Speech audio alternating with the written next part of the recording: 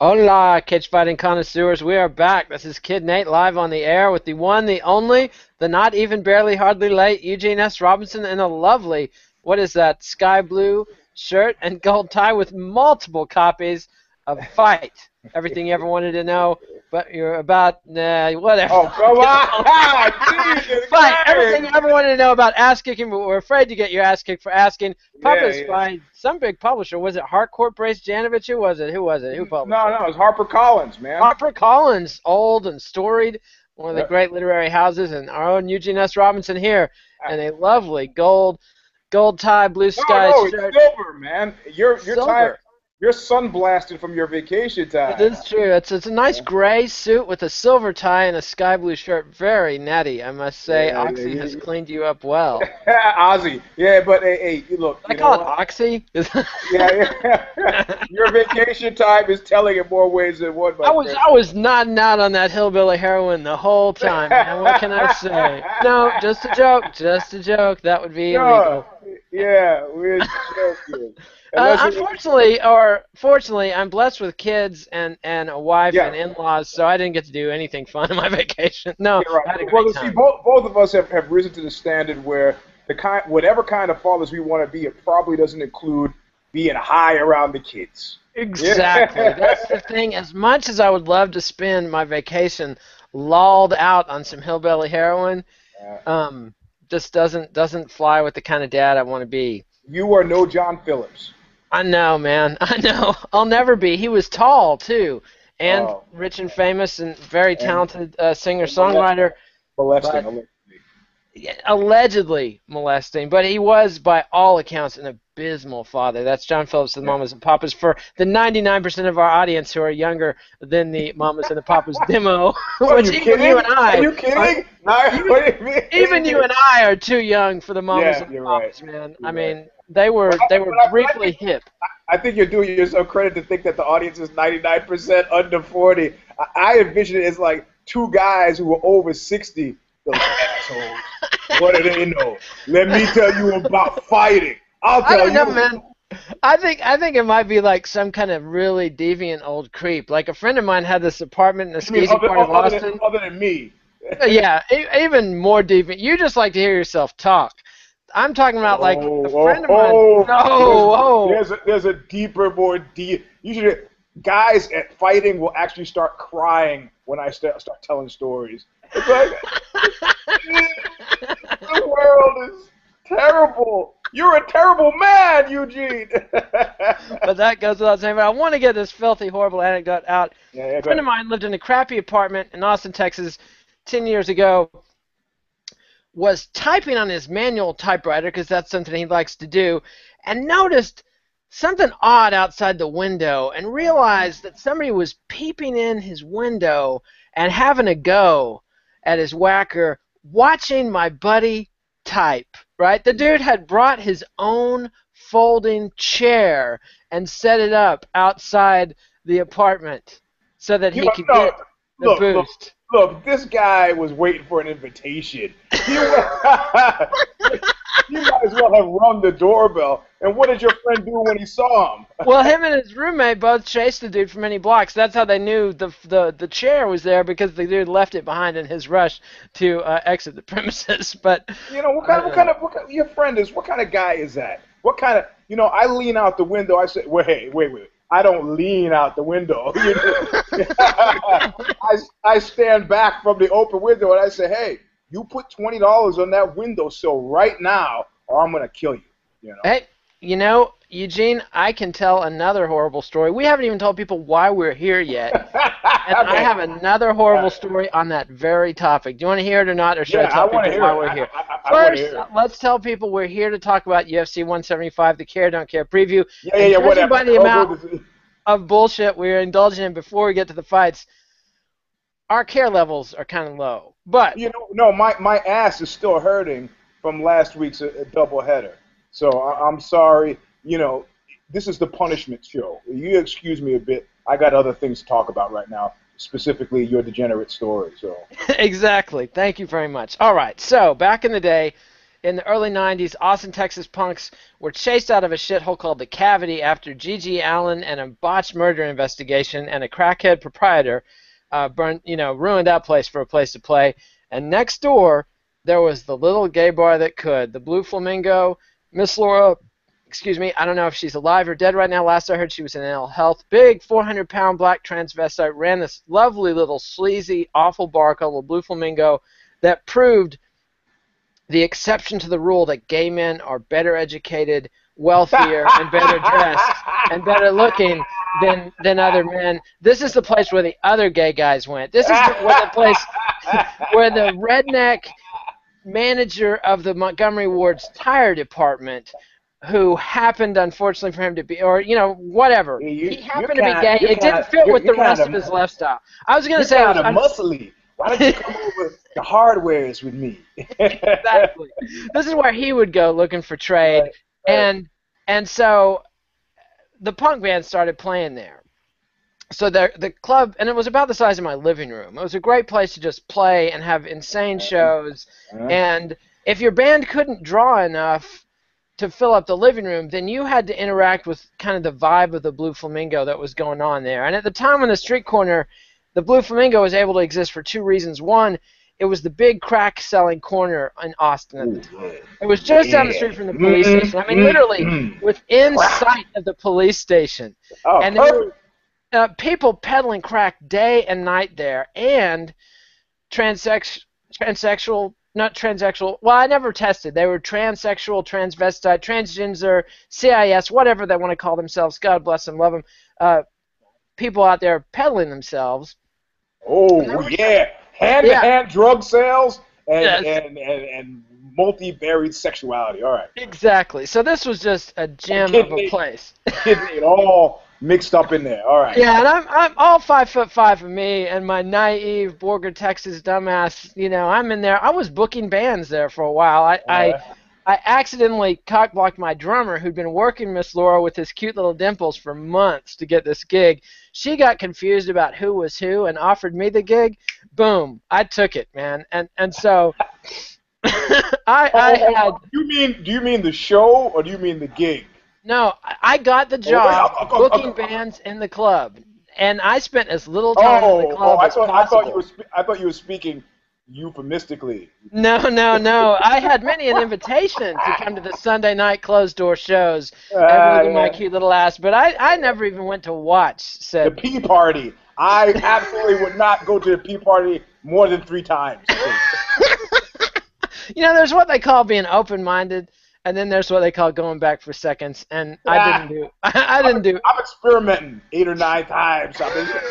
Exactly. I'm experimenting, and I know exactly how I want this experiment. Anyway, this is all a long setup for this particular story, but at the Blue Flamingo, there was a guy who was a cute little pest. You would never have known he was gay until he started begging you to come home and whack it in front of him for $20 or $50 or whatever. That's good money, man.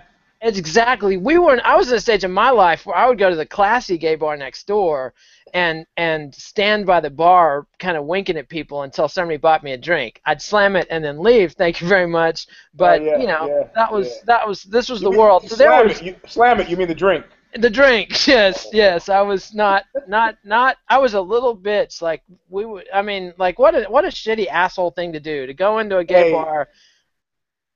Hey, that was better than. There are 2 guys now who are relatively famous if you like music, and I remember seeing these guys at some show, and I go, man, those are fucking some boss leather pants you got. Where'd you buy them? And they look at me like, buy? I go, yeah, where did you buy those leather pants? We didn't fucking buy any leather pants. We got them off some gay dudes. And you can imagine they didn't say gay dudes. And I go, what do you mean you got them off? How'd you get the guys to give you their pants? And they could see like, Jesus, this guy is stupid. So essentially these guys try to pick them up. They say, yeah. They go to a doorway. They need the guy in the face and say, take your pants off or I'll kill you. And the guys would give him the pants, and I go, man, you guys are going to hell for that.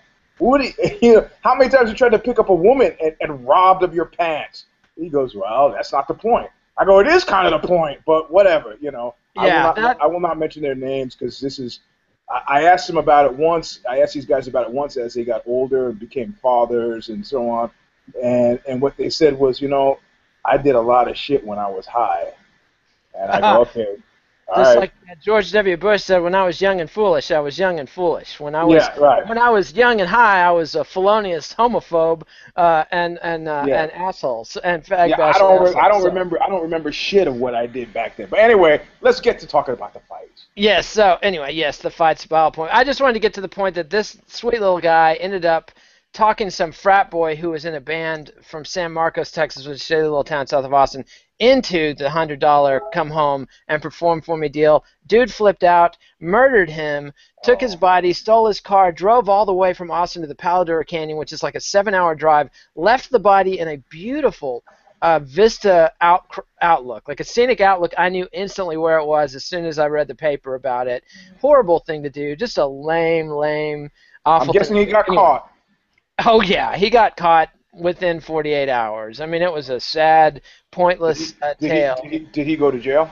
Oh, did he go to jail? Yes, Eugene, in Texas. Hey, what do you mean? Into Texas, Jack? Well, Shit. he didn't have any. It wasn't a Hispanic guy he shot in the back while the guy was running away from him down the street after having allegedly glanced in his car window. The guy who did that got acquitted. Yeah, right.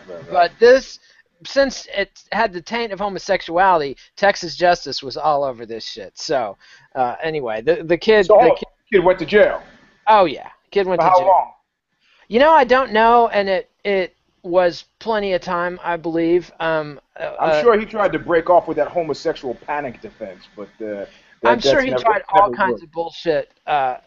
You know, I'm tweeting this out so 3 people can join us to watch this live. All right. That would have worked in the 50s. That worked. I think Jack. It might have even worked in the 90s, man.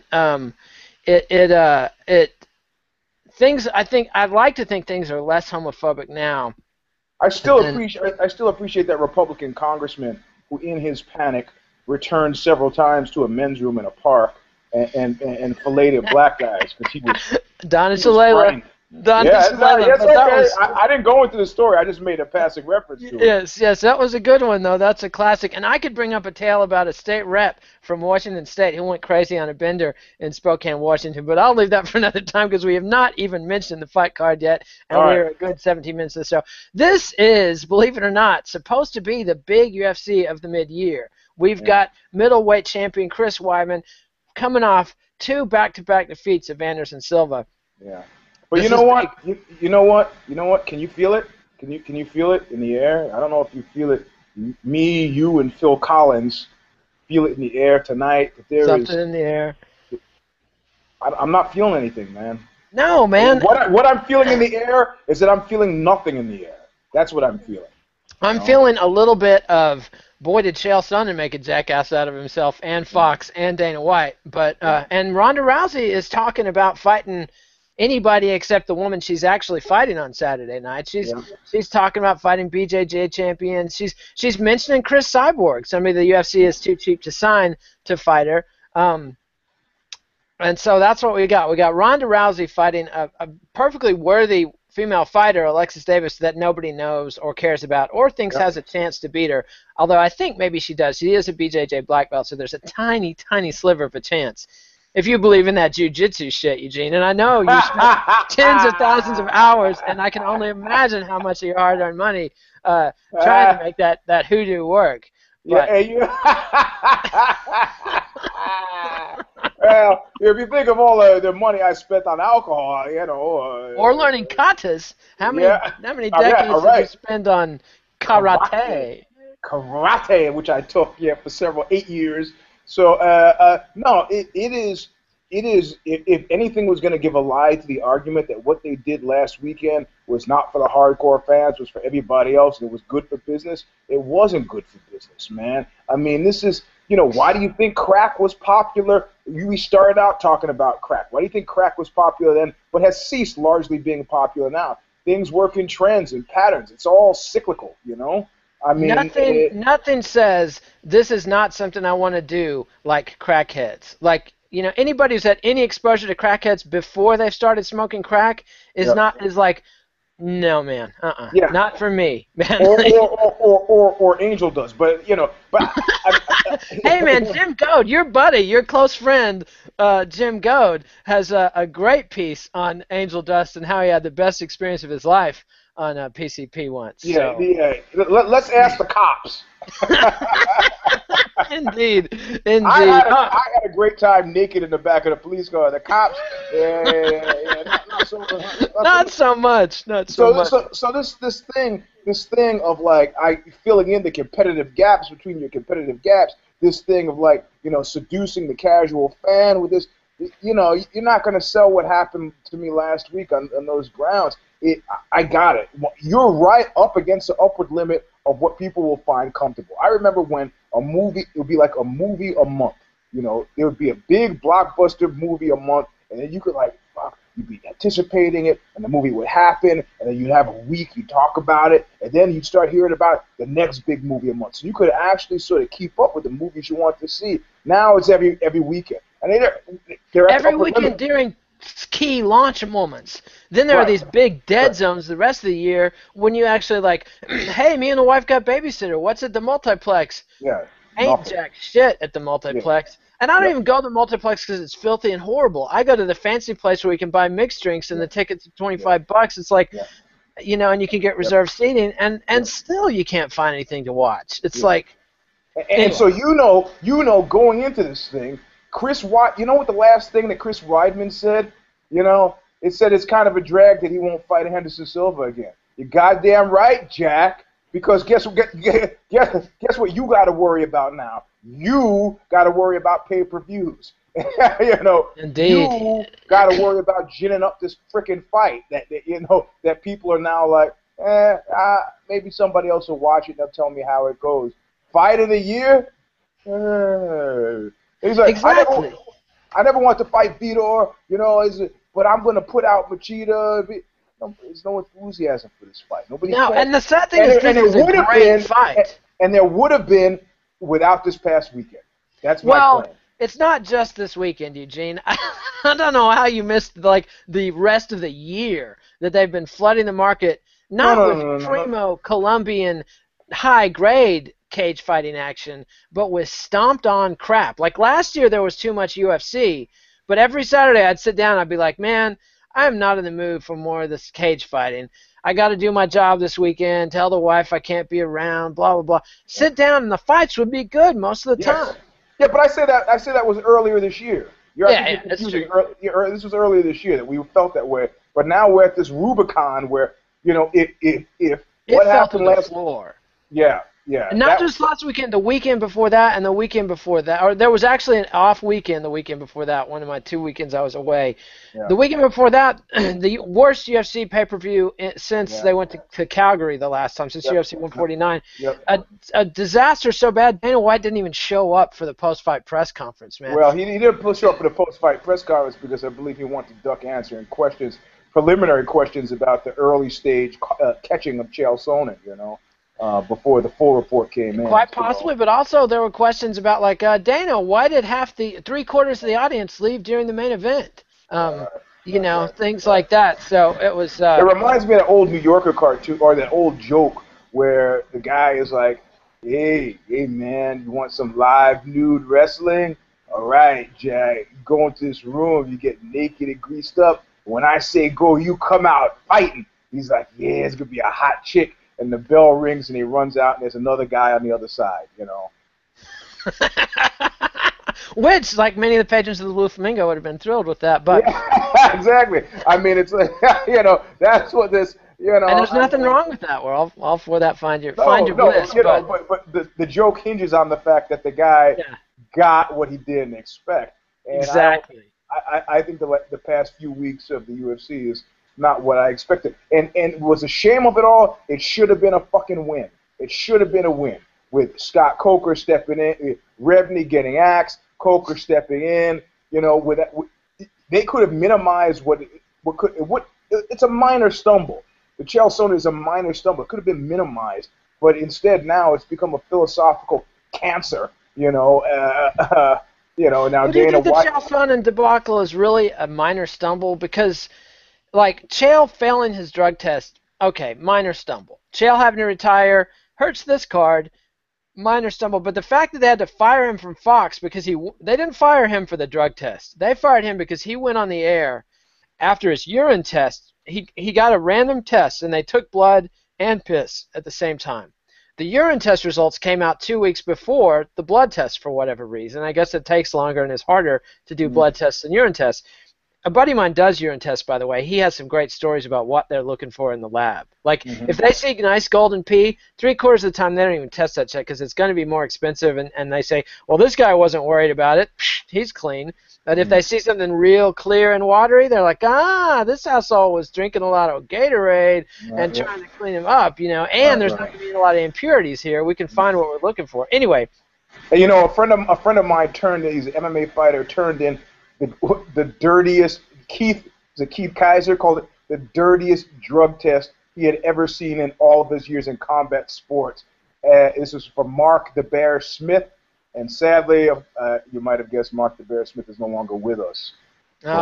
Sorry to hear that. Was this because of drugs of choice or performance-enhancing drugs? Or Keith said everything. Everything. One of my best friends from high school, his shining career as a naval recruiter on the streets of Hollywood came to a burning-in. That sounds like a setup for the Blue Flamingo. Young men. My man has many a tale to tell, but not in that particular variety. But he popped out of the Navy for what they said was the highest level of methamphetamine in someone's blood, methamphetamine metabolites they had ever heard of. I bet he was a great recruiter, man. When he was on his game, yes. When he was his game, so to speak. When he was psychotically deranged from railing so much speed that he couldn't even say his name, and in uniform, probably not. You should join the Navy. You gotta join the Navy, my friend. Navy. Yeah, he's been fighting this demon for a long time. God bless him. But he's told me that like every time he falls off the wagon, the good times are shorter and shorter. And the last few times he's fallen off the wagon, it's like the first rail, and he is completely bottomed out. Like And so anyway, but. Back to the fights. Chael's only got fired for lying on the air after he failed his piss test with a sort of plausible sounding litany of bullshit that if you're a 20-year-old with no education and no context and no reading comprehension like most of the UFC audience, no offense, guys, it's the truth. Read some books. Learn about the definition. I don't know. Most of the guys I know who follow the sport are geniuses like me. Well, there's only a few geniuses like you. How many geniuses? Like you. How many geniuses do you know that are wearing a silver tie like that and a sweet gray suit like that with 3 copies of hardback book published with his name on it by HarperCollins? Huh? Not too many, my friend. Not too many. And you're way old for the demo. Although the demo's a little older than they think, I'm afraid. But anyway, Chael spews a bunch of bullshit, and Fox went all over themselves to tell his side of the story. The reporter even apologized for asking some of the questions. Then Dana White went on the air and said it's both Chael and the commission's fault because of this wacky mix-up. And then Fool comes out and fails the blood test for like a whole litany of Lance Armstrong drugs nobody ever gets caught with. Like, I still am dying to know, did they up the game? Did they spend a lot of money for new tests? Or did somebody sell Chael the needle and then rat him out to the NSAC? I mean, because that smells familiar. Yeah, that smells likely. Yeah, Dave Meltzer said the only dude that's been caught for this stuff in Olympic competition, or I can't remember what sport it was, but what a reporter I am. I'm reporter of the year, Eugene. I have no idea what I just read from some other reporter, but he said the guy got of the year. It said journalist of the year. Key distinction. I am always the MMA video blogger of the year. I got a life perpetuity. That isn't even a category. I'm just going to claim it for myself. Anyway, Meltzer said the only time anybody's been caught for this was in 2009 when somebody ratted him out after selling him the drugs. And so it could have just been lucky timing. It could have been a more sensitive test. But Chael had to know he was taking these substances, and he goes on the air with a line of bullshit about wanting to get a baby in my wife, want to get off TRT. EPO and HGH have nothing to do with weaning your body off testosterone. Nothing. Yep, So of course. and so Which is what I said at Knuckle Up. So I wish you don't, Donna Shalala, your last 5 minutes. Is clear. You don't that watch Knuckle Up episode you did on Monday was awesome. I loved the Dog Whisper comment about Chael Stack. That you said that it was and Dog Whisper politics, for our naive listeners who have no idea, is when a politician goes on and says something that means one thing to his hardcore political base, and the rest of the world, because they're not, say, fervent Christian fundamentalists or hardcore left-wing activists or whatever, don't get it. They don't catch the rhetoric. Dog Whisper politics. And go ahead. Go ahead. And what I maintain is that what he should have done, fuck appearing on, I mean, what he got slammed for is like, you can bullshit everybody else, but you got to help us bullshit you. You don't lie to your defense attorney, No. You immediately shut your fucking mouth and slam yourself into rehab and say, I got a problem, because he does have a problem. That would be the closest thing to the fucking truth, Yep. So instead, I mean, he got fired for being stupid and for making them look stupid. That's why he's fired. Yeah, and and that kind of thing doesn't go away. It's not like in a year, like the last time he got suspended, they turn around and say, he's bad. He's felonies. That's his past now. This is kind of more of a permanent ban. And they should have known that, honestly, from the felony conviction and the test failures and the long history of documentable, verifiable lies he'd been caught in.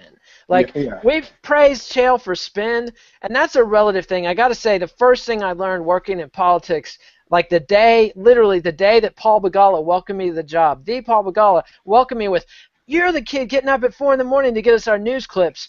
There is no more important job in the company," which was a complete, farcically untrue, patently lie of a statement. And yet, you could never say that was a lie, right? Right. Literally that day, I was told by somebody else who's not as famous as Paul Begala, so I'm not going to mention him, never tell a lie. He was like, never tell a lie. We never tell lies in this business. You can spin, you can obfuscate, you can prevaricate, you can mislead, you can let people draw incorrect inferences, but you never tell a lie. Right. Because what he was really saying is, never say something that you can get caught for. Exactly. That's where Bill Clinton went down in flames for the Lewinsky thing. I never had relations with that woman, Miss Lewinsky. Now, he had an out in his head, which, by his definition, Kissing McWillie was not having relations. That was a one-way thing. It depends on what your definition of sexual contact is. is indeed. Anyway. Yeah. Yes, and so nevertheless, that's what Chael Sonnen got fired for. But that leaves a great big blowing hole in this card, because somebody on YouTube, we did the vivisection ahead this week of the Care Don't Care, which has screwed everything up, and I'm jet lagged and manic, as you can tell, from zero sleep since we got back from vacation. Welcome to my world, Jack. Hey, I go on very little sleep as a normal rule, but when you have a 28-hour flight with a 6-year-old and an infant, where did you go anyway? I went to Hawaii, my man. This is a once-in-a-lifetime opportunity. Oh, I see. I see. That was nice. In Hawaii. Yeah, I went to my bathroom. That was pretty tropical. Nice. I went there a couple of times, man. It was beautiful in there. I hope you have a comfy place, a comfy throne, Eugene. I think a man of your distinction and accomplishments should have a nice sanctuary, sanctum sanctorum. It's right next to the cat box. So a lot of times the cat... I haven't had cats in a long time because my wife's allergic. I miss my kitties, but I never set for having a cat box in my shitter. I mean, I'm like, the cat can go somewhere else to crap. I'm not sharing, but that's neither here nor there. Hey, when I was growing up, we used to keep the cat box under the kitchen table. Oh, I've been in that trailer. But, why we did that, I don't know. Questionable decisions made in the 60s and 70s. But let's get to this card. But wait, one last rant before we get to the thing. Somebody on YouTube bagged on the vivisection, called me a noob, which is pretty stupid because I'm an old. because I said that without the Weidman Chael Sonnen, without the Wanderlei Silva Chael Sonnen fight, or the Vitor Belfort Chael Sonnen fight that was supposed to replace it, Right. that there was a huge sucking hole in the chest of this event. I meant in terms of sales, moron, not in terms of fight quality. The reality of it, we're in a business where Kimbo Slice and Gina Carano, at the peak of the U.S. MMA boom, were the biggest MMA stars in U.S. history. Much bigger than Matt Hughes, Rich Franklin combined, right? Yep. Like, Yep. I mean, there was, the only a handful of Chuck Liddell, Tito Ortiz, and Ken Shamrock were the only people, and maybe Randy Couture, that were even competitive with Kimbo and Gina at the peak. So this is a game for suckers and chumps, okay? What sells fights is not fight quality. What sells fights is spectacle and sizzle and pizzazz. Hey, you know what? This is like that great line from Notorious B.I.G. You'll be so hot, people won't stand next to you. And I like it publicly known that I am not standing next to Kid Nate on this one. Our audience is stupid. That guy is stupid. Fuck you, you stupid. I'm over here. It's like a barroom fight's about to break out. Oh, yeah? My friend Eugene will take care of you. He'll kick your fucking ass. That's what I'm saying. Are you accusing me of pulling a Max Hardcore and trying to draft you as my bodyguard? Exactly. Yeah, you're on your own with some of this opinionating. Well, that dumbass. Okay, all right. I'm not. Hey, I'm a victim of it too, man. I like to see my spectacles. Hell, that's why I was buying those first UFC pay-per-views back in the day. Right. I didn't know shit about Brazilian Jiu-Jitsu. I wanted to see, wow, could a guy who took karate lessons at the mall beat, a refrigerator repairman from Des Moines who says he's a sumo? Like, these were burning questions in my mind, Right. And so, anyway, the reality is, though, Chael and Wanderlei are two guys that have years, in Wanderlei's case, more than a decade of relationship building with the MMA audience. Plus, they just invested a fortune in Brazilian TV time to do a reality series built around these guys selling this fight, which was already a disaster. Wanderlei somehow managed to alienate his own country and make Chael Sonnen, convicted felon and proven a mendacious scumbag, the good guy in front of the Brazilian audience, and alleged racist. Like, Chael's been dogged with allegations of racism, mostly because he's still in old professional wrestling kayfabe tropes. But nonetheless, he said some shit. When you were born, your parents were happy. Your father wanted a boy, he was happy. Your mother wanted a girl, and she was happy. Come on, anybody could do this stuff. Yeah. It's not magic, and yet Chael made it seem like magic sometimes. Hey! Now that Chael is out of work, Indeed. I feel terribly sorry for him, but there's a guy out there. You're saying, I see. As a realtor, you looking to get your realtor license? Chael had to give up his realtor license with the money laundering conviction. He had to drop out of his political campaign with the money laundering conviction.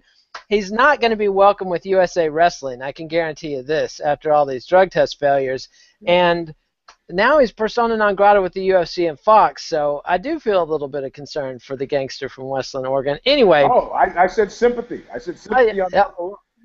You did. I thought you were too soft on him. You didn't watch my rant because you're a busy man, but my rant, Eugene, is actually worth watching, I think, because I went off on Chael Sonnen, and I still am. Anyway, this card, we haven't even bothered to talk about it.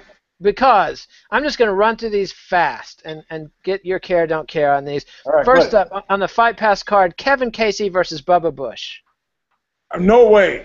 Nope, don't care at all. And this, again, this is merely a way of evaluating the marketing efforts of the UFC and the fighter and his management. No statement on his quality as a fighter. No statement on his quality as a human being. So if you're mad about this, guys, think about what you're doing and what the UFC is doing and what your management team is doing to make people care about your fights. And it's not enough if we don't care, because we have to watch this shit every week whether we want to or not.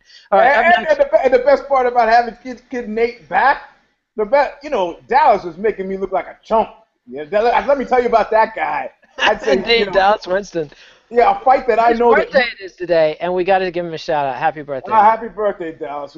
I'll tell you about that guy later. But he there'd be a fight that I know that you or I would have said don't care about, and Dallas would let me run to the end of the pier and say I don't care, and he goes, well, actually, Bubba had a fight in 1979 against Johnny Riley. What?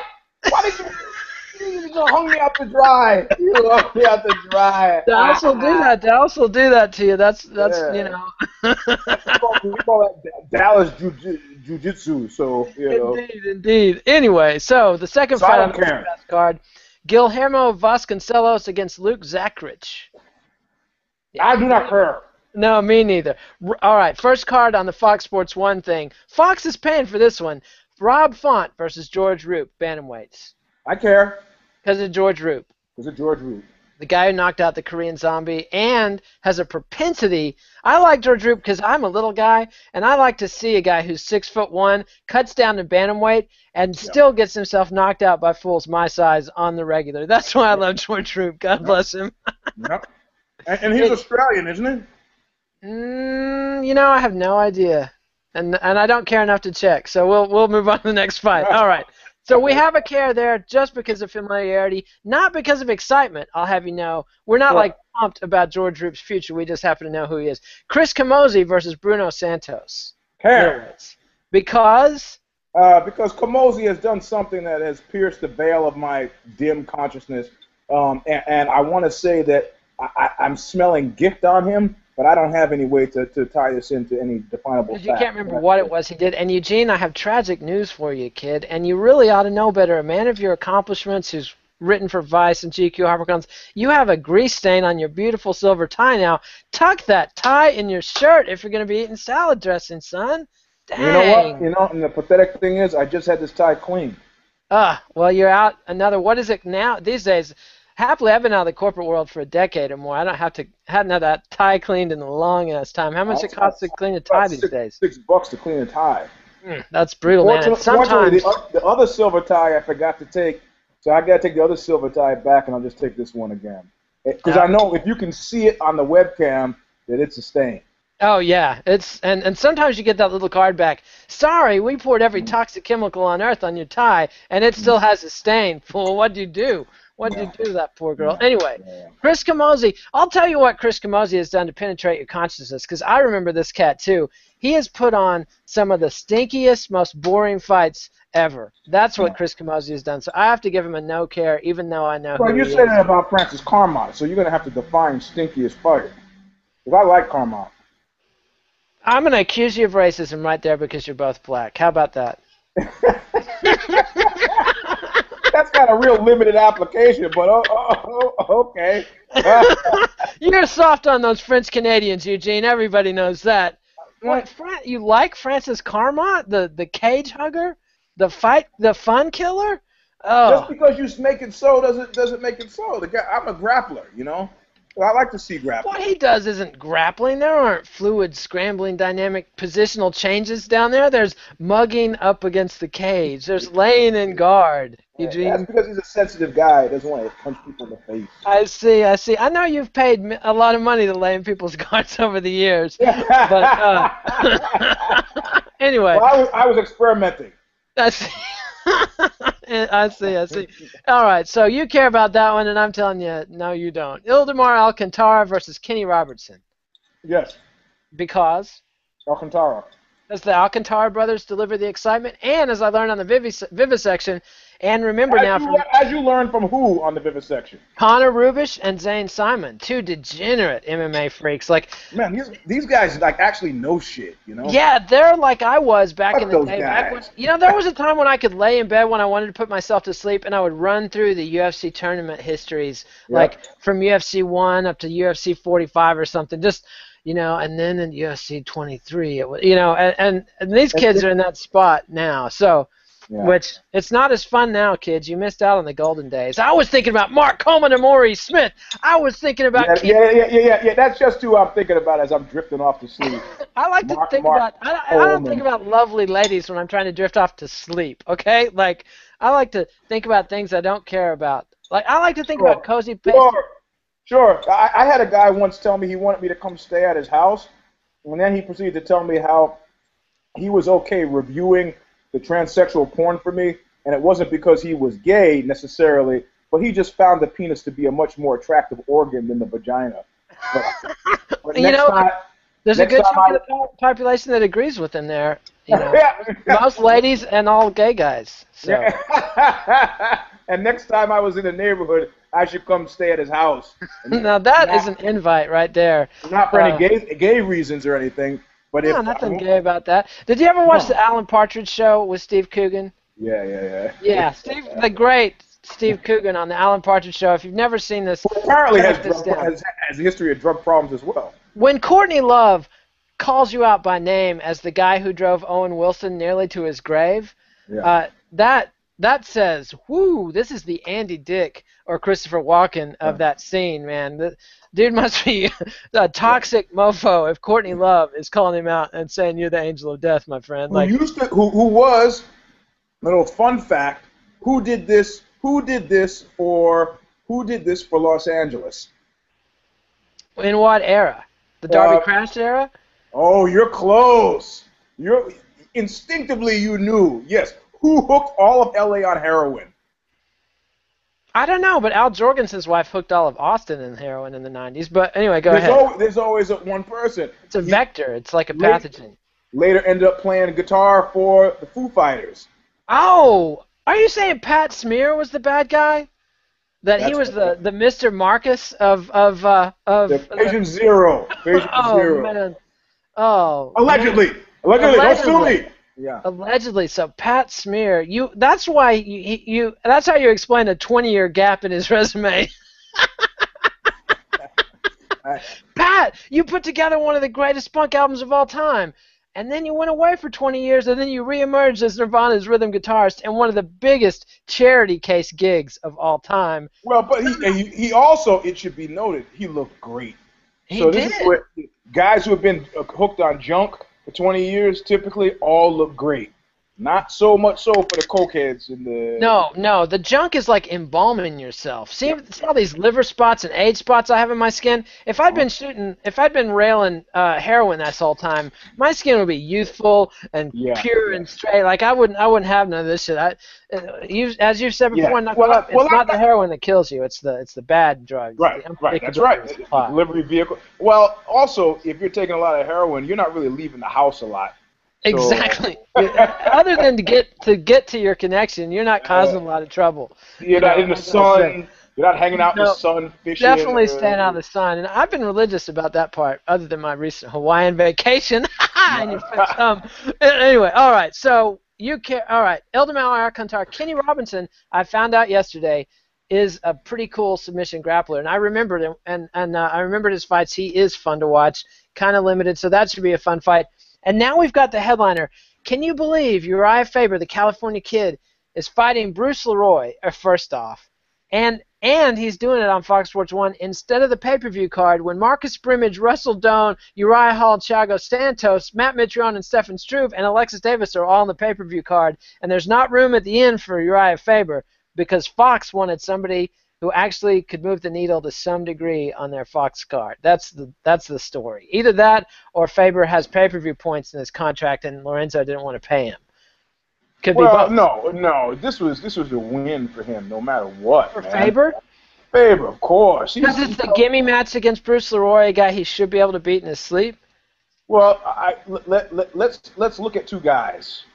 Let's look at Nate Diaz and Uriah Faber.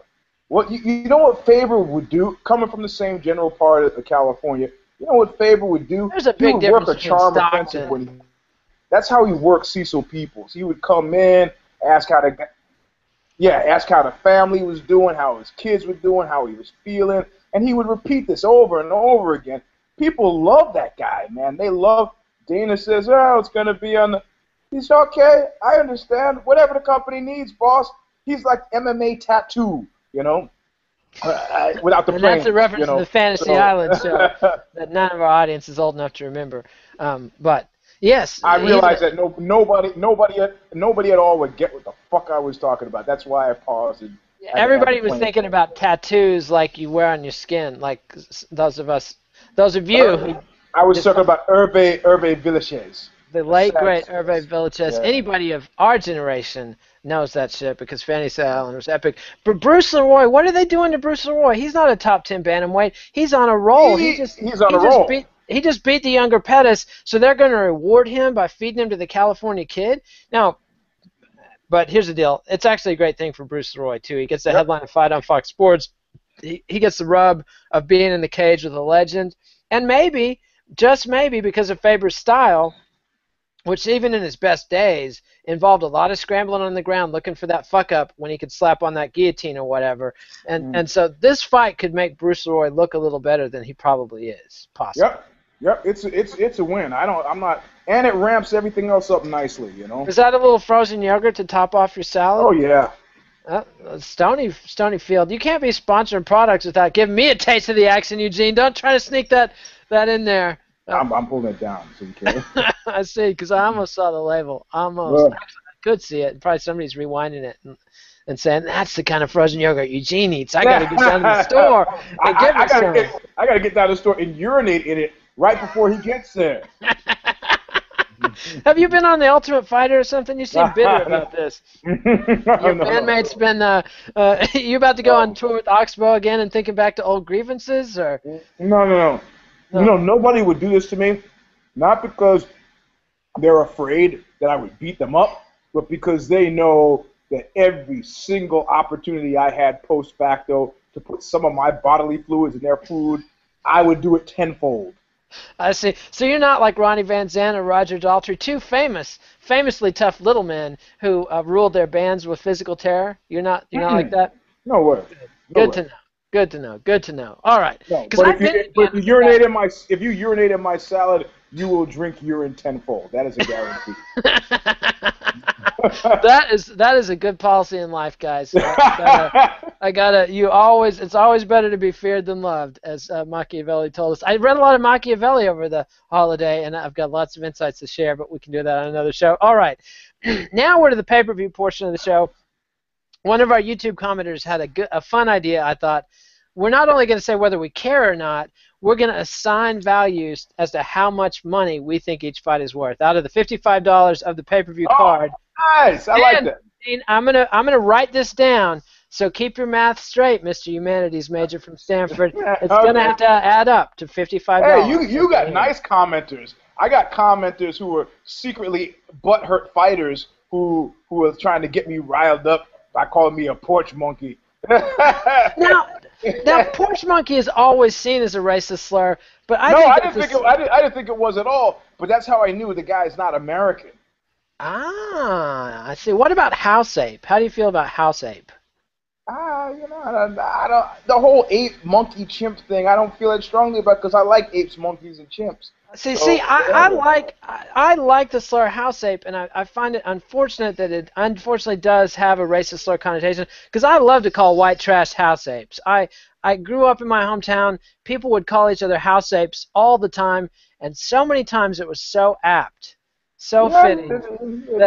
There's very little that bothers me. I mean, that's the kind of point I try to make. But when that same said commenter called you a nignog a few lines later, you did lose it. No, he called me a nog, not a nignog. Ah, just a nog. Like that could have been I actually didn't lose it. I said, look, if you want to fight, there are easier ways to do that, but you're degrading me and yourself. Not just me and yourself. Me because I gotta listen, and you because now I feel sorry for you. You know. Indeed. I thought you handled that reasonably well, and I would find it. You know, I get many. The last time I lost my temper is when I was face to face with a Belgian, and I said to him, "Is it your desire that I strike you?" Nice. And he said, "Oh yeah, he did," because he had been jawing at me the whole show. And I said, and he says, "Go ahead." And I was angry with his stupidity, because you got to know that you tell me go ahead, it's coming, Jack. Fast, yeah. and it did. Well. So here's a question for you: Did you ever get into outlaw country, 70s outlaw country, to any degree? Willie, Waylon, the boys. Oh. You said outlaw country? Oh yeah. I'm sorry. I somehow thought you were talking about like a place. Kosovo. Somalia. Uh-huh. Yeah, I'm into Somalia, man. That shit's tough. I No, have no, a story I about a guy who had a detail as the Marine Guard in the Somali embassy, but we can get to that another show. But anyway, no. Yeah, I like those guys, Waylon and Willie. I love them. did you ever get into David Allan Coe, who is admittedly Yep. second or third tier? Yep. I've been on a David Allan Coe kick. This guy is like, he's got a great song, Long-Haired Redneck, and he's Yep. talking about a guy on the stool who's missed the signs that I've been in prison and is about to get knocked on his ass. So, Yeah. because my long hair can't cover up my redneck, and I've won every fight I've ever fought. So anyway. Yeah. I haven't. Anyway, I love David Allan Coe because I was. Oh hell yeah! I mean, but to me, it's not about. It's about your on-base percentage in fights. Did you hurt the guy bad enough that he doesn't want to fight you again? That's the test I always. If I didn't, I came back with friends. That's one thing I learned growing up in West Texas. Is a loudmouth little rump. Like I either bit your ass while you were beating me down, or I came back some dark Sunday night when you were not looking for Kid Nate with 4 big redneck friends, and you pissed blood for a while. But all right, so we each have $55. Texas, also known as Planet of the Apes. Indeed, from Borger, Texas, where people on the regular referred to each other as house apes, and still do, because the people of all races. Look at that fucking house ape and his stupid-ass trailer watching TV. All right, anyway, $55 each to spend. That's what we start with. I'm ready. Yeah, so first up, Marcus Brimage versus Russell Doane. How much you going to spend on this one? $1. $1. You don't have to spend anything. No, I like it, because Brimage I like, but $1. $1. I'll give this one a goose. 0. All right, Uriah Hall and Thiago Santos.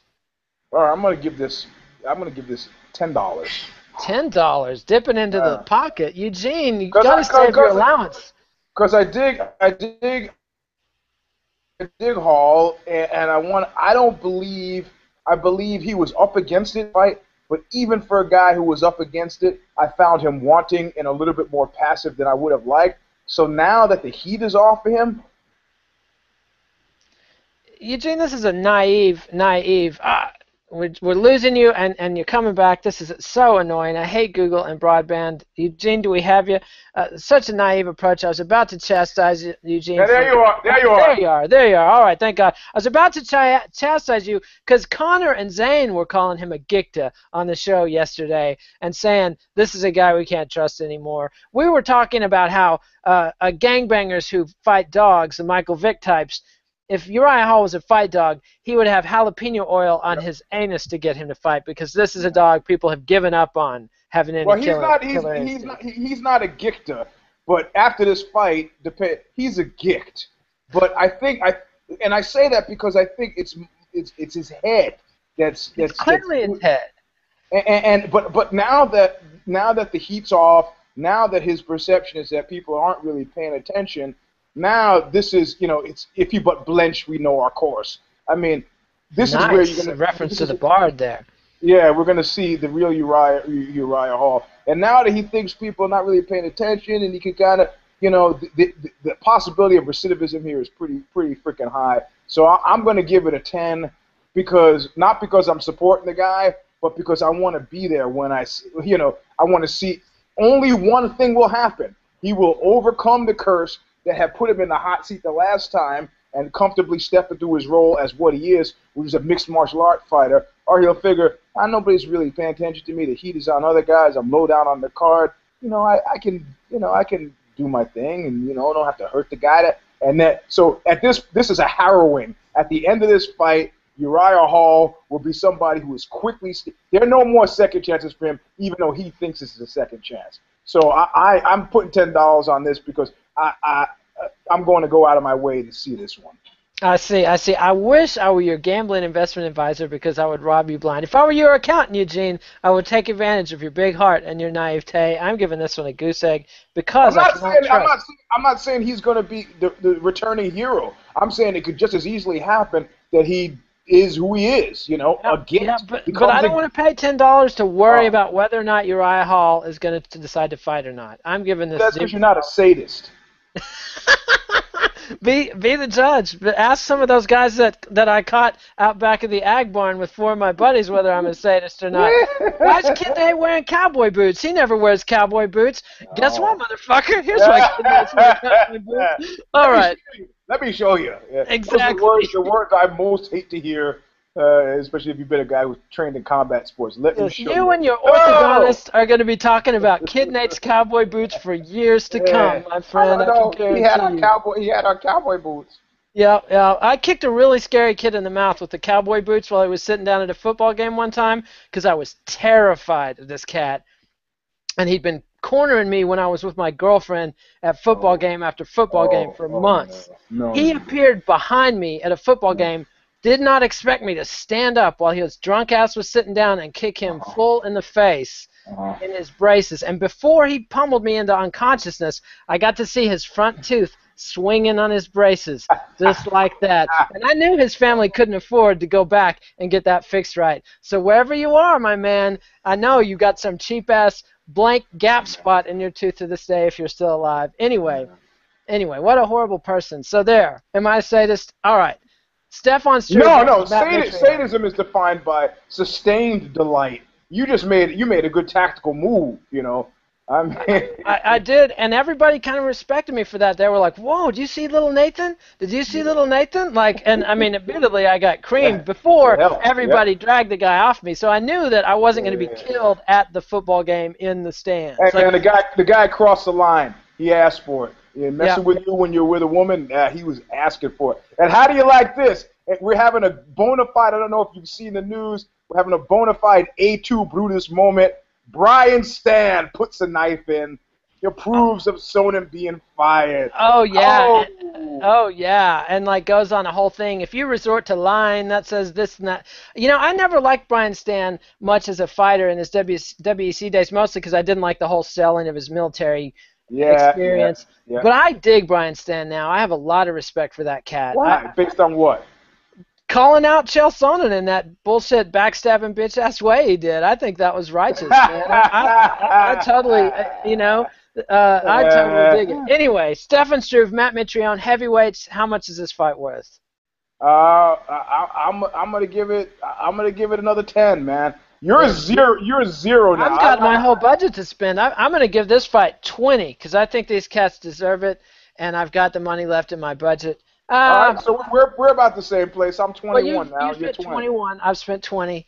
Only because I'm curious as to whether or not Stefan Struve is going to fight smart and grapple and get an easy submission over Matt Mitrione, a guy who cannot wrestle or grapple, or if he's going to go and get in the phone booth and brawl with the guy who's got fast hands and knockout power again. Stefan Struve, recidivist, dumb fighter. All right, so now I can still see his X-ray in my head, so it's not a pretty picture. And best of all, I'm rooting for Stefan Struve because of his heart condition, and wish him the best in terms of health. And I have some nerves about him fighting again after that diagnosis. Ronda Rousey versus Alexis Davis. How much is this fight worth to you? I don't know, man. $5. $5 just because it's a squash match? You know what? I don't know. This whole thing about I could beat any woman in BJJ and it's a BJJ versus judo thing. Your butt hurt because judo's a superior art. Yeah, you just guaranteed that the judo guys I train with, actually one of the judo guys I train with is very, very good. There's no crushing him. So he's got some Niwaza in his game. Yeah, but he was also lifelong, wrestling from the time he was 6, then switched to judo in college, and then also BJJ the last 4 years. So he's pretty formidable no matter what, But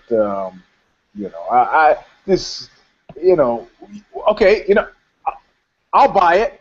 You like somebody said, it's hard to know if you don't show up. I love the tough talk. Fight Chris Cyborg. I love the tough talk. Fight some fights and now make it that people are. That's the thing. You can't.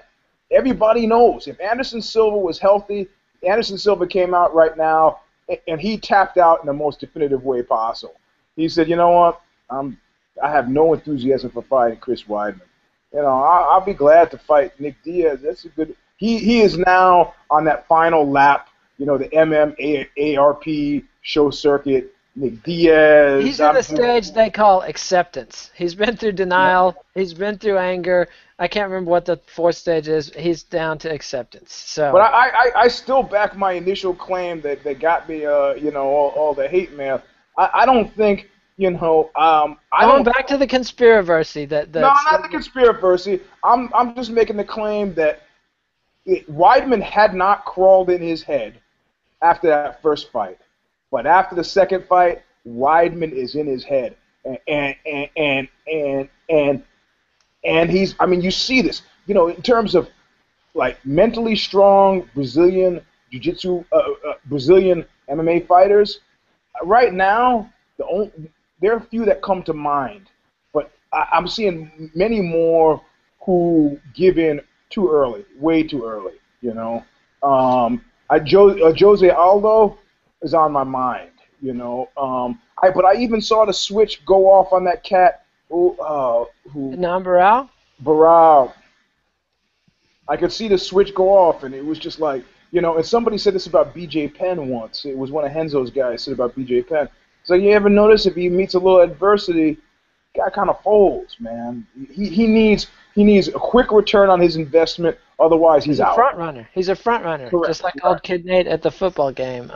Correct. He did come out strong. So I think that I don't think I still there's a big question mark to me over their first engagement. But their second engagement, plus, getting that kind of trauma, man. It took me a long time to do stand up again after Kung Lee crippled me. No. It's just like I just lost the taste for it, man. It's like, yeah, whatever, Jack. You do what you do, So I don't know. I don't know. I see. I'm going to give Ronda $10. I don't think that it's an opponent, but I think Ronda's got the most star power on this card. Although I agree, time to put up or shut up, both Ronda and Zuffa, because this card, we're worrying right now. The nerds that I talk about, how many pay-per-view units is this going to sell? People are like, it better sell 500,000. Other people are saying, it's only going to do 400. I'd be surprised if it does 400 myself. To bring up Shakespeare, the fight is a thing in which will catch the conscience of the king. It's not like, oh, Ronda's is great property. Ronda's a great property. Like I said, I like to see some sort of conviviality between people who are locked in the cage because they are involved in a cooperative venture. And that cooperative venture is selling the fight. As we see, how much enthusiasm. I'm not going to pay a nickel, really. Or did I say, I said $5. You said $5. Right? Because you're giving your money away right and left. But anyway. Yeah, $5. For the Ronda fight because it's Ronda and so anything could happen. But they're gonna have to get serious about this. Ronda, it's just we're not just there for Ronda. We're there because of what Ronda's doing in the cage. We're here to see a fight. Even the teenage girls that love James Dean, the porn star girls love to see. They like to see him working with the partner. Yeah, correct. I haven't heard any big boom in James Dean's solo videos. I'm sure there's plenty of the mild crowd at the Blue Flamingo that's into that, but not so much the ladies. They want to see him at work. So I'm sorry. My point was, so if Anderson Silva, if his head wasn't done in by Chris Weidman, he came out and admitted this, so that's fine. If his head wasn't done in by Chris Weidman, he could talk about Nick Diaz, and that's a perfectly entertaining fight. But his door in MMA is one door and has Chris Weidman's name on it, and I feel the same way about Cyborg. So she could talk smack about BJJ, talk about this or that. You got she one door. She talked some smack about Chris Cyborg and some really ugly things about if she cared about fertility, she wouldn't have been taking steroids and blah, blah, blah. All right, good. Isn't it funny how the UFC has overlooked Chael Sonnen's litany of steroid problems all the way up until the point he humiliates Fox and Dana White on the air? But Chris Cyborg, one strike, and she is out. She is exiled. But how many pay-per-views do you think they'd be selling if it was Ronda versus Chris Cyborg this weekend? Yeah, correct. Oh, it would be one of the bigger fights of the year. Seriously. Yeah, it would be not just one of the bigger of the year, but one of the bigger fights ever. Like this, ever. It would have developed months of media heat. The legitimate mainstream media would have been all over the story because it's like the old Beverly Hillbillies thing where Rebecca of Donnybrook Farm fights the evil Jethrina. You know, I mean, it's like everything the fans want to see in a women's match. You got a pretty blonde girl, you got a big scary mean foreign girl, the whole bit. Anyway, I give it $10, but like you say, and Alexis Davis is doing. So you pull ahead. So I'm 26, and now you've outpaced me. I'm 30. Right. Yeah. I've allocated my resources, I think, more carefully. All right. Wrong. I'm walking away with some cash in my pocket. So. No, you have to spend all your money, Eugene. That's the thing with ordering the pay-per-view. Right. We're dealing with a cable company. You don't get to pay what you think it's worth. You get to pay how much they price it at. All right. So Chris Weidman and Lyoto Machida, through a miracle we call mathematics, I say this fight is 55 minus 30, which is $25 worth, and you say it's 10 plus 10, that's 25, 26. 55 minus 26. Eugene, now I have to get a 9 in there, and well, how much is this fight worth to you? Don't make me get the calculator out on my computer. I'm sorry. Am I hearing an infant crying in the background? You are. My poor baby is having a terrible afternoon. She's suffering from jet lag, and my wife is out there suffering through a baby who didn't get her nap. So I thought the wife was at work and the kid was just hanging. No, wife works half days at the DA's office. And so Kid Nate is not neglecting the baby. All right. Even when my wife was in court the other day and I had to do a show, my lovely sister-in-law was with the baby, who anyone would tell you is far more qualified to be taking care of an infant than I am. Although I am a practitioner of infant care, my sister-in-law. $24. $24. I should have known that because there was only one difference between your money and mine. So anybody could have told you that was $24. So this did you get the calculator out? I didn't have to, but I would have had to. I'm jet lagged, man. I gotta say, I'm going on because what's happening is every night at 9, I fall asleep as soon as I've got my little boy enough. Like I've been passing out reading to my kid, and he's having to finish the stories on his own, which is pretty awesome for a 6-year-old. But then the baby wakes up promptly at 10, and I have to rock her to sleep. And my wife's probably wanting me out there right now rocking the baby because I'm the only one in the house with the muscle to just sit there and rock the baby until she goes to sleep. And that's what my wife says. I think she's big enough and strong enough to do it, but maybe she's slacking. But this fight, we both agree, is a fight. $24 worth, $25 worth. And hell, if there were no other fights on the card, I'd pony up and pay $55 for this because this is a fucking great fight, whether it's hyped or not, whether anybody cares or knows about Machida or Weidman. People know about Machida, but they think he's boring, which I think is unfair. And Weidman, look at how badly marketed he has been. This is a guy who went from Fuel TV to fighting Anderson Silva and basically beat Anderson Silva twice, but never registered as more than anything than the guy that beat Anderson Silva twice. You know what? I'm not putting that on their marketing. I'm not putting that on their marketing at all because you know what? If I was Chris Weidman, I would be the ODB of MMA. Yes, you would. You pass me that mic for 30 seconds, and you're never getting it back. You are never I'm talking about anything at all. You have to pry it from my fingers. I'm thinking the Honorable Minister Elijah Muhammad, and Yitzhak Rabin. I'm talking about Gandhi and urine drinking. Anything. Now that I got the mic, I'm holding forth. And Chris Weidman's like, cool, guys, I'm champion. Yeah. It's true. The guy has a painful personality deficit. I mean, no, I don't know that he does. I've seen him with Renato Laranja. He's got a comfortable, pleasing personality. But who did Mike Dolce recently said when he was accused by Victor Conti he said, how come all of Mike Dolce's guys are getting busted for steroids? And Dolce sadly flipped out. When somebody says you can't flip out. You just gotta go, well, Victor Conti, good luck with all that seeing your parole officer stuff.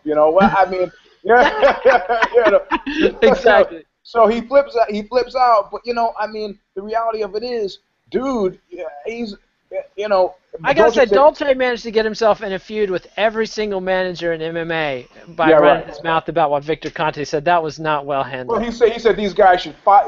For people who didn't see it, he said you should fire your management teams, all of your managers, take it 50, 20, 30%, and hire yourself a good coach because your coaches care about your fighters. And I don't know what the hell Vic Conti is talking about. So this is what Dolce said. So, I mean, in this instance, I'd say he maybe the exact opposite was true. Chris Weidman's all right with the coaching thing, man. He's got a great team of coaches. Hey, why don't we get you on, we get you on this show, get you on that. He should have spent the first 2 months after doing nothing but PR. Yeah, I mean, even Cain Velasquez, who was a relatively quiet, soft-spoken, undemonstrative guy, he's at the Latin Grammys, he's going here, he's going there, he's got the game, he's got the mobile, the phone thing. I mean, come on, man. And if you by some chance lose to Machida, oh my God. And he can't even blame the UFC's PR people, because the fact that he beat Anderson Silva in a million selling pay-per-view to end the year in grotesque fashion. Every TV show, I've done PR, and I've tried to get people on Good Morning America, et cetera, et cetera. You could get that cat on Good Morning America or any TV, on The View, whatever show you wanted to get him on. He could have been calling people in early January and been getting on TV. And it's a good sign that Dana is somewhat, the bald guy is somewhat discerning, because, he's been wanting the so-called All-American champ for so long, but he's realized that even with the language deficit, Anderson Silva was more of Anderson Silva was getting the Burger King commercials, was getting in Brazil. Yeah, but he was still getting a lot, whatever. Yeah. Brazil or here. Weidman's not getting them in Brazil or getting them in America. No. Fair enough. All right, one last thing. We got to talk about the fight itself a little bit, because this is a fight I think you and I can both break down a little bit. I felt like I actually held my own with Conor Rubish, who's a great fight diagnostician, yesterday, talking about Machida and Weidman. I thought I outperformed Zane Simon. I mean, maybe in my analysis. You might be a little jet lagged. Maybe so. But this is a fight where I have lots of thoughts and ideas about how it's going to break down. I want to hear how you think this fight's going to break down. Who are you picking? And this one counts. I'm writing this one down, Eugene. Okay, no, you can write it down, because I've got one of the things I realized when I interviewed Machida on Knuckle Up, the Knuckle Up at the fight where Anderson Silva got hurt against Weidman. One of the things I noticed was, dude was big. He was at least as big as I was when I was interviewing him. I was probably about 217. My weight fluctuates. I was in Vegas, buffet tables. He was taller. He felt taller to me, and he felt bigger to me. I could always look back at the video and see if he was taller, but he definitely felt substantial. So he's going to be quick at 185. But you know what? I see his style as having to do with too much craft, and craft is good if you're fighting a guy who's willing to give you a rhythmic extension. In other words, let you set up your thing, even your arrhythmic stuff. Weidman is not that kind of guy, man. He's gonna, that's not how he fights. That's not at all how he fights. He's using the cane. He's the alpha predator in the cage. I'm just saying he's using the Cain Velasquez smother your mother fight techniques. You will not get a break to breathe. You're not going to get to set up your rhythm. He's going to set the tempo. Have you ever, when you were a kid, speaking of sadism, did you ever put like spiders and scorpions in jars together and see what would happen? Spiders and ants. No. I used to do that shit. I got some badass hornet stings one time trying to get hornets. You'd never try to catch a hornet, kids. I'll tell you that. I was trying to catch hornets alive and put them in a cage with this black widow spider I had, because that thing could kill anything. I couldn't get the hornets. I put that black widow in the jar with a praying mantis and quickly learned, wow, praying mantises are mean and nasty, because normally the black widow would sit there and just do its thing, just chill out. She'd be just sitting. She'd feel the vibration of the web. Oh, what's this? Somebody's here to visit, the black widow, and I'm going to drain its blood. But when the praying mantis was in the cage, it was like instantly like the black widow was curled up in a little ball. Oh, my God, I'm trapped in a glass jar with a praying mantis. I am in big trouble. And the praying mantis just killed it and ate it. That was okay, viewers. One of your hosts has the makings for a serial killer, and the other one has the makings of a mass murderer. Guess who is who? Because my time with hornets was, my God, look how huge that hornet's nest is. It's at least as big as a big pumpkin. Hand me that baseball bat. That was a dumb idea. No, those guys go, you'll never do that, you scaredy cat. I go, stand back, boys. And I cracked that thing and it fell open like an egg. And I ran down the street and was stung like 16 times by hornets. And that was no fun at all. But I lived with a burst, you know. So one of us is a serial killer, the other is a mass murderer. That's You fair figure enough. out who is who. We can take a poll from the readers there, because yeah, I was in a stage where I was routinely jacking with yellow jackets, routinely. Like I had a nest of yellow jackets that I was routinely just picking off the one I thought this one might be the one that can beat the Black Widow, and I thought I was some hot stuff with my crafty, methodical approach and my latex dishwashing gloves.